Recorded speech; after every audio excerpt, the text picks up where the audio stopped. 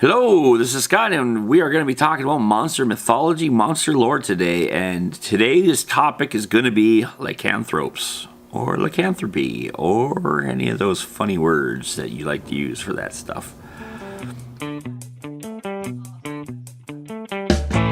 What is lycanthropy, or lycanthropes, or whatever that word is? Well, that is it's a disease generally that makes a humanoid figure, elf, human, dwarf, whatever, shapeshift during a full moon into a beast.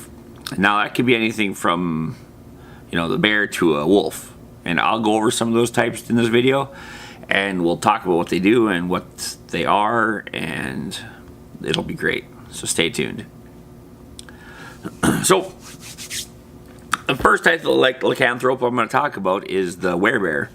And yes, it's basically half human, half bear. They can shift from human to bear form. Generally on a full moon. There are player character versions, and we're not going to go over that in this video, but we're going to talk about the lycanthropes in this video. Werebears are huge, fierce, powerful beasts.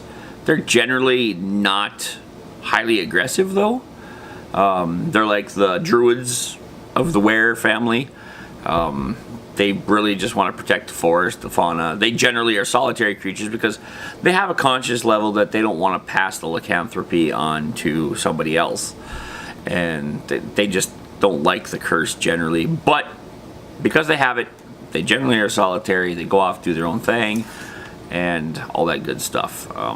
So yeah, the werebear, very, very potent, very powerful, but generally not as sinister as some of the other ones. The second type, okay. The next type we have is a wereboar, and exactly what it sounds like, a half wild pig, half human, or, well, it starts out as a human, whatever, and, humanoid, and then shapeshifts over, and there's a hybrid form. And that is, yeah, just basically half pig, half human, and it goes to town. They generally live in packs, out in the middle of the forest somewhere. They're pretty aggressive. They don't put up with much crap. They don't really care if they pass things on to people. They're mid-level, but the dangers of them is they come in packs, and they're terrifying like that. Again, they pass their little lycanthropy on by biting you or tusking you or whatever they're going to do. Yeah, they're vulgar, ill-tempered, nasty, no good. Yeah, so anyway, they do build little ram shacks out in bushes, out in the woods, or dwell in caves and whatnot. Excuse me. The next one we're going to talk about is the were-rat. Now, yes, just like it sounds like, half rat, half human when they're in their hybrid form, basically. And they're generally use light weapons and light armor and whatnot. They're generally considered like the thieves guild of the were world. They like to live in sewers underneath big cities. They like to live in little clans, and they are very, very particular about who they let join their clan. So for them to pass on the disease, they basically need to pick you to be part of their clan. It's not something that they'll do lightly, because they don't want just anybody being a were-rat. It's a very secretive society. And so, with that said, one tries to escape or wants out of the society, the rest just basically hunt it down and kill it. That way the secrets aren't given away, the thieves guild is safe, blah, blah, blah. Yeah, like I said, they're found basically in civilized areas. They're found underneath big cities. They're found in urban developed areas. It's not unusual for them to have run the whole thieves guild in a city. So they're pretty cool. Something to think. These are just wares are just absolutely, the lycanthropes are just absolutely fantastic beasts, and a great way to add some mystery and intrigue to your campaign. Okay, the were-tiger, they are very ferocious and very ferocious hunters and warriors, and they hunt very well, they stalk things a lot because, you know, there's a tiger in them. And they also don't want to pass on the lycanthropy, but for totally different reasons than why the rats don't. It's because they don't want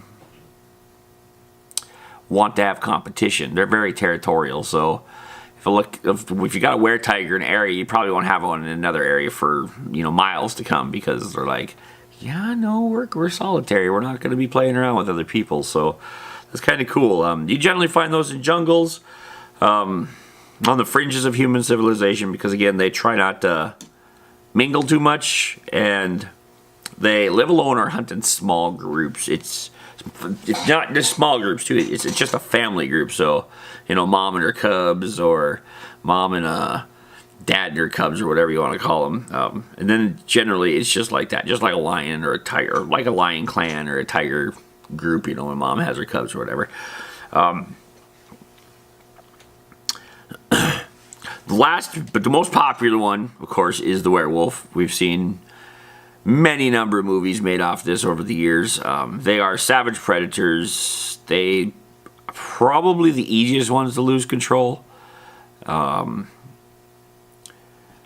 have a tendency to eat rare meat, whether in human form or its wolf form. Werewolves generally try to flee civilized lands because they know they cannot. People generally afflicted with that get this feeling that they're not going to be able to control it, and they're afraid that if they don't control it, or if they are, you know, stay with their people and they shift, they're going to end up killing their family members or turning them into lycanthropes, and then all chaos breaks loose.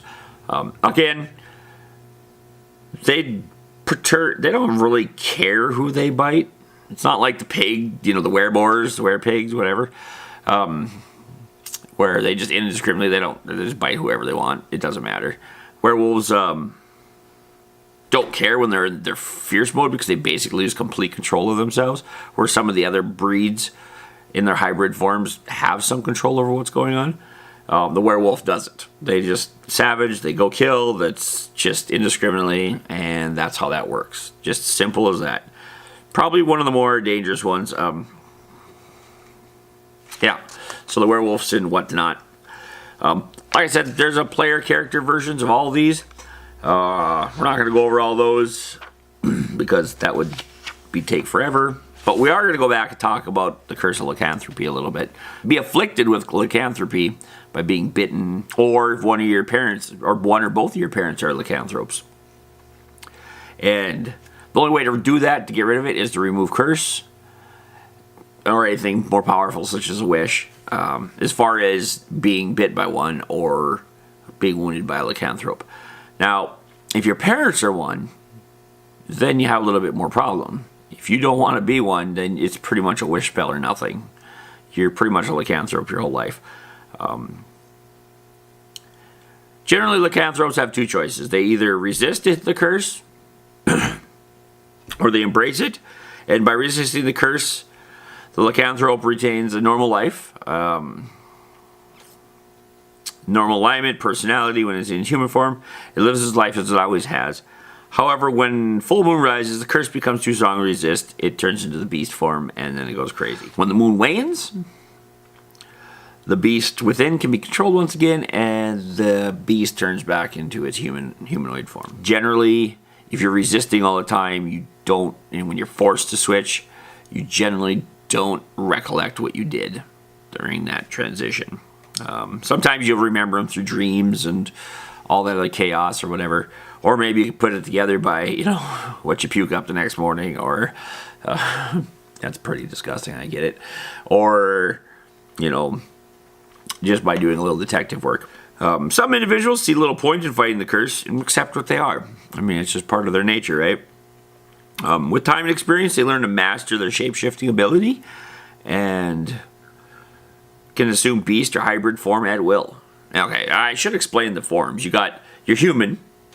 Well, let's use humans for example. You got your human form, your regular body, look like everybody else. And then you have your hybrid form, which is you're like a human, but with like lots of fur, teeth, and claws, like a werewolf, like you see in, you know, the movies. And then you have your beast form, which is you're like a full-blown giant wolf that runs around terrorizing people. And all the